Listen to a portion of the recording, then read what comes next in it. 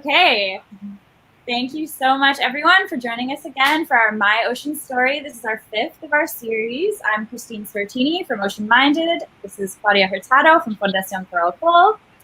And we are so happy to have Kimberley Maxwell here today for our 5th My Ocean Story. Kimberley, thank you so much for joining us. So, Kimberley is a marine scientist in New Zealand from the North Island, from a town called, I can't remember how to pronounce it. I just forgot again. How do you pronounce the town that you're from again? Ōpōtiki. Ōpōtiki. And it's from a region called the Bay of Plenty. And yeah, so you are doing some really cool work integrating Maori knowledge into marine science. And we're really excited to hear about your story. Wondering if you could start with letting us know like how your relationship with the ocean started, how that developed into your career, like how did your relationship with the ocean start from day one? Oh, day one. Yeah. Okay. Well, thank you for the introduction. Ko maki o te maunga, ko waiawa te awa, ko Ngāti Moana te hapu, ko Whakatōhea te iwi, ko mātauranga te waka, ko Kimberley Maxwell aho. My mountain is Makio, my awa, my river is Waiawa, my marae is Waiawa, and my sub-tribe is Ngāti Moana, and my iwi is Whakatōhea, and I come from the mātauranga waka. And my name is Kimberley Maxwell. I'm also a descendant of 4 other tribes, Te Whānau-a-Apanui, Ngāti Porou, Ngāti Tūwharetoa, and Tainui. So I have a lot of connections across the Bay of Plenty, and I guess I'm part of many lines of generations of our iwi, our tribes, who have connections to the environment. So we start with Ranginui and Papatūānuku, and we connect to the environment through what we call whakapapa, or our genealogy. So I was raised to know this as my part in the world, being connected to all of the world, and raised by a family of fishers, and hunters and gatherers and collectors. Seafood, kaimoana, and being around the ocean has always been a part of my life and a focus for us. So it's something that always unites us in discussion or activity, and that's certainly the case over the weekend just gone. So yeah, that's sort of how it all started for me, just growing up with a love of the ocean. And then I came down to Dunedin to study my undergrad, and that was in zoology. And I love asking questions, which is how I ended up in science. Exploring and understanding the world fascinates me. And actually, during my undergrad, I did a scuba diving course on the weekends with 6 of my friends. And that was some of the most special time to me. That first moment learning to scuba dive, I don't know if you've experienced it, but there's just this still calmness and the ocean, and that realm is in control of you, and you're a visitor there, and you get to just experience the ocean and be at one with it. And that's something that really I'll never forget, and that sort of motivated me to explore the ocean and fisheries and aquaculture and our connections with the ocean for food. Yeah. It's a beautiful story. And so you are doing your postdoc right now, correct? Is this your first postdoc right after your PhD? Yes, it is. So I did sort of do a postdoc during my PhD, as I had my daughter, Hiniwana, who we named after one of our atua, or deities of the ocean. Hiniwana is the personification of the deep sea, and both her and her father, myself and her father, both marine biologists. So it sort of connected us with what's most important in our lives. And anyway, she was born during the PhD process, so it took a bit longer. So the postdoc I started during my PhD, was the first one, and that was on the Sustainable Seas National Science Challenge, which is where New Zealand is looking at changing our marine management system to an ecosystem-based co-management regime that also connects ecosystem-based management to kaitiakitanga, which is our Māori concept of reciprocal care between ourselves and the environment. So that includes the ocean, bringing those two principles together for our management of the marine ecosystems going forward. And I was part of a beautiful group of researchers exploring our values that we hold in association with the marine environment for my first postdoc. That's with Sean Awatere, Kane Taiapa, Kelly Ratana and Catherine Davies. And then for my current postdoc at Waikato University, I'm part of the Kotahi Research Institute, working on a much bigger project called the Moana Project. And the overall aim of this project is to revolutionise our ocean forecasting system for New Zealand to support our blue economy, which is the wider idea of the economy being all of our interests that we have, all the different types of industries, but also just as an individual going out to be a fisher, and improving our ocean forecasting. So we didn't have a lot of data in our forecasts, and sort of improved the amount of data we have. We've developed a sensor, and we're also looking at our ancestral knowledge and the changes we've observed as communities, and how that might impact our interests as communities. So my tribe Whakatōhea, we are like a case study for the project, and we act as a nation within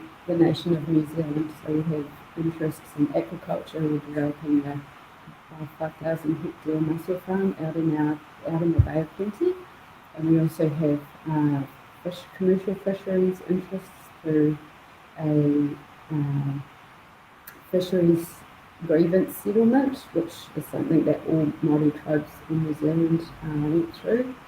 And we also have customary fisheries, so that's being able to collect seafood for customary purposes. That's just a little snapshot of what happens in our little nation that's actually a much bigger picture. So with that in mind, that's sort of the big project scope. My role is developing a plan. So 30 years ago, when I was a little girl, our elders, our kaimātua and queer, they had a vision for the future for our tribe that we would one day have a mussel farm out in the marine space, and now that mussel farm is a reality. So at the moment, we're developing a Moana Plan that looks into the next 30 years to see what we'd like to achieve in the marine space, and documenting our values and interests that we have connected to our marine territory, our rehe moana, and setting a map forward to support all of us to work together, and all those agencies that want to work with us to know what we want to achieve so that they can support us with their resources as well going into the future. That's the focus of my postdoc work. So what does that look like on a day-to-day for you? What kind of work are you doing? Is it a lot of consulting and discussions and planning, or? Yeah, there is, definitely. And with having a little one to raise, that's actually been really beneficial. And we had a few challenges with COVID, but as I don't know if you're aware, but I think we've been pretty fortunate in New Zealand. We've been able to continue consulting after our lockdown phase that we had, and meeting and having people voice their views. And we've also been going through another process, looking at the foreshore and seabed, or what they term the marine and coastal area in New Zealand, and stating existing rights of tribes associated with the foreshore and seabed. So there have been a lot of interviews that have taken place for those processes, and a lot of our elders have created this massive volume of information that they're willing for us to share and read and listen to better understand why the sea is so important to us from their generation's perspective, so that can be continued on into the future. So, we've had a lot of documentation that we can access while we have been able to consult and engage, and now we're able to engage and carry on with that work, which has been really great. Being a mum, it's really hard to get out into the field in the time that's right for school, and then also being able to work remotely. We've really upskilled in the virtual world, being able to Zoom, and that's allowed me to work, live near family, and then work online and meet frequently with our tribal members. Yeah, I have. Sorry. Sorry. I just want to ask something to Kim that I've been noticing in certain places I've gone, and definitely is happening in my country. Like we see a disconnection, people, nature, and indigenous communities. Like we think we are all separate. So I would love if you can, from your point of view, from the Maori point of view, how we are connected to our ancestors and to the indigenous knowledge that with Christine we want to include in our work, because we know it's vital, with communities and indigenous communities and other people who are surrounding us. So I would like you, if you can develop a bit of that, because I know, like, I lived in New Zealand, I saw like that culture, and I saw you guys doing your rituals and stuff. Here we have our indigenous people, but we don't see it, like we are losing it. So how would you explain that a little bit? Okay. Well, it has been a battle, to say the least. We have a lot of people who have fought to maintain our language and our culture and our protocols. We've experienced a lot of grievances, which is something we talked about in the paper you mentioned. As part of the Future Seas project, we were able to meet as a group of Indigenous researchers to share our collective stories and how we'd like to see the future of the marine management and what we felt needed to change. So we're looking at a fair ocean future for Indigenous communities. And we do come from a place of having a lot of our rights removed, but we've had people that have continued to actively and passively maintain our culture because of knowing the value of it, and I'm sure that continues around the world. And it's taking a stand to acknowledge the importance and state when you feel that your worldview is being marginalised or challenged. I wouldn't say that I was the strongest voice, but I certainly respect those of our communities who who do have that courage to really speak up and just say, no, we don't need to have those voices reflect all of how New Zealand feels. So we've had some recent activities take place, and yeah, we've had a sort of a shift, I think, in New Zealand where the Māori culture is being more respected and empowered, and recognising the value of uplifting Māori people, and recognising just how beautiful the language is. The language contains a lot of information about the environment. So the naming of places and people shows something about what's happening in the place or what's happened. Waiawa, our river back in Whakatōhea. So awa is a yellow-eyed mullet. So the Waiawa is the river that has yellow-eyed mullet in it. That's just one example of understanding the environment through language. And I'm sure it's not an isolated case, but we're about to have our New Zealand history taught in schools, and I think that will also create a massive shift in people's understanding, and also increasing the amount of Māori that's taught in schools, and the pronunciation. It's going to lift up people's understanding of what the language actually means and gives to us as a nation, because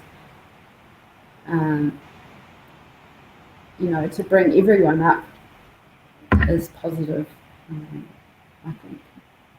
That's wonderful. I didn't know that Maori language is going to be included in New Zealand. It's been a huge fight though, and it's seen people imprisoned and maybe activists.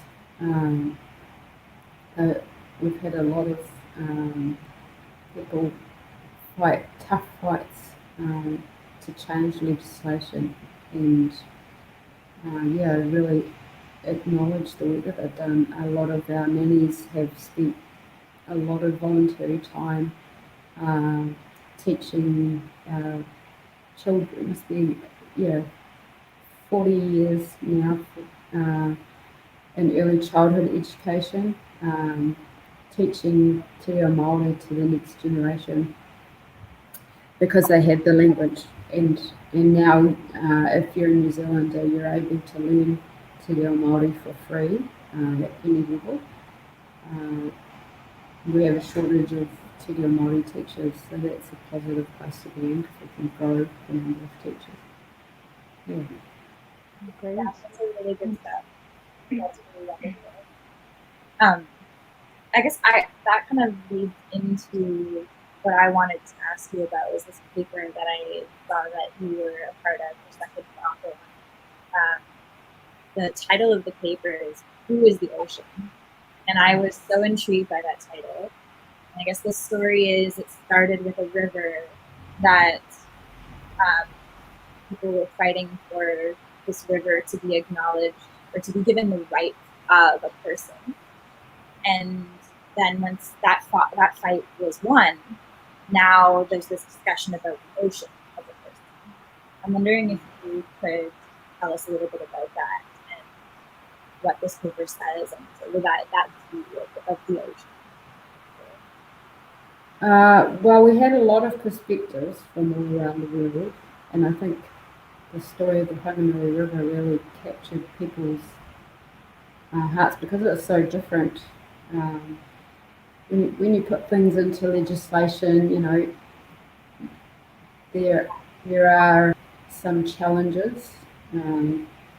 Whether someone would put a lawsuit against the river at some point, if there was something bad to happen. But I think that's sort of where people were going, as an example of acknowledging just how inferior we are to the environment. The world is 2/3 ocean, and at the end of the day, any of the changes that we create will impact ourselves and the organisms, but the ocean will remain in some form. And we're threatening our own lives, really. So, having the understanding of the ocean as being connected, or being an ancestor, really. Well, I was raised to respect my ancestors, so for me, it's very simple to sort of know how important they are, because that's a value I hold. I certainly think that's a way forward, just to remember that they're much bigger than we are and much more powerful. And that respect and care are not what they're asking for, but I guess is what we're asking for and hoping for in return for doing the same thing. Yeah, and I love that idea of the ocean like our ancestors. That's a really great way of thinking. The ocean for any of us, right? And it is what births us, right? So yeah, I really like that way of thinking about it. I think that's why I could accept science, is because when we think of how we came to exist, the ocean plays a big part in that as well. So it didn't really challenge the ideas I already had around being from the ocean. Yeah.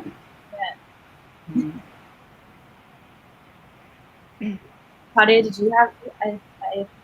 I guess we go to our last question. Right. Yep. Yeah.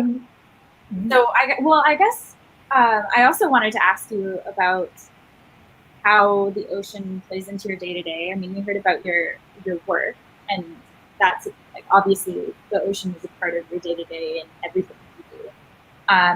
But you also told us just before we got on this call that you went to an island to pick oysters and get fish to have a meal with your dad. And I think that is so amazing that you have this place that you can go and pick oysters. Like, is that sort of part of your day-to-day, or is it more of a special thing, or like how do you have a relationship with the ocean on a day-to-day, like outside of your work? I think there's a little hiatus for a bit, because I was more focused on being at home. We have a house which is in the trees, so the marine part is certainly part of my life, but any of the environment. So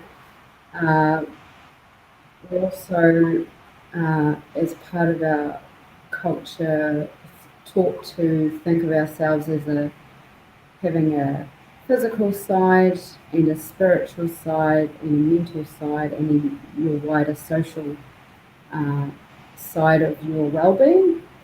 And the ocean certainly plays an important role in all of that. So even just being present in the space of the ocean lifts my spiritual well-being. Studying and learning about the ocean lifts my mental well-being. I eat seafood, and that's a huge. And I even drink seawater to sort of clear my throat. That lifts my physical well-being, and then being able to partake in eating of seafood or gathering of seafood with family members. So it certainly brought our family together on a number of occasions throughout my life. And that's brought us together socially. So that sort of lifts my well-being on every single side. So we say taha, the sides, and we think of our well-being as being a house. if you have a house with 4 sides, if one side isn't being nourished, then the house might fall over. So you have those 4 sides, and if that relationship with the ocean helps to keep my house upright and strong and healthy. Yeah. In the summer, I like to swim. I don't know how I managed to get soft. Maybe it's too much scuba diving in the tropics or in the north of New Zealand. It's very cold. Yeah. I feel like when you get older, your tolerance for cold water gets less and less. I feel that way too. Yeah, I know some very amazing people who still swim regularly. They're senior to me, but I really love harvesting and processing seafood, kaimoana. That just, or even the wonder of sharing it with children, what's there, and yeah, talking about anything I know and being able to share that knowledge, and or cook a meal and share that with people. That really is an important part of my connection with Hiniwana and Tangaroa and all the marine realm. Yeah. Beautiful. And yeah, I guess our final question to tie everything together, what would be your message to the rest of the world about the ocean? What do you want people to know about the ocean? Yeah, I guess I didn't think about this one until I was thinking about the other one.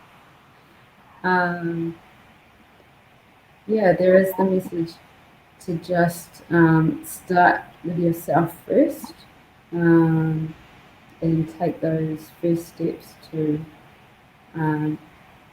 being happy in the way that you connect with the ocean, and then through your practice, there should be hopefully ripple effects out to all the people that you connect with in the world. And stay strong in your fight if you're fighting for the ocean and for the care of the ocean, because it's like the ocean. There are a lot of waves. We try and knock you down, and she's a beautiful realm. I don't think we'll ever understand everything because it's so dynamic and changing, and that's the beauty, I think. So enjoy the ride. Yeah, that's important. She's here for a long time. We're just here for a short time. That's true. Yeah, that's beautiful. I love that message of like starting from yourself. Very poetic. It sounds very poetic. Yes. Well, thank you so much, Kimberley. It's been really lovely to have you. Thank you for sharing your story with us. Oh, thank you. It's lovely to see you for the first time and again. For this opportunity to share part of my learning about the ocean and what my ancestors have given to me, that hopefully I can pass on to others. Thousands and thousands of years of knowledge and appreciation that hopefully will continue and will only make our practices improve. It was kind of like we went through a bottleneck of thinking in one particular way, and now we're sort of diversifying again and recognizing all those different ways of it's so beautiful. Thank you. Thank you. Thank you very much. All right. Thank you, everybody, so much for joining us for our 5th My Ocean Story. And we'll say goodbye for now, but tune in for our next one. We'll be posting on our social media. Bye.